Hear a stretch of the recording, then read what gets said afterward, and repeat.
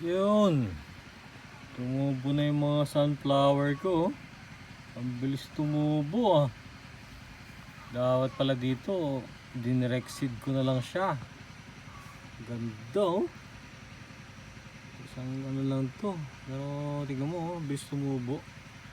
So dito sa kabila is yung sage. Tapos dito is papaya. Wala pa eh oh.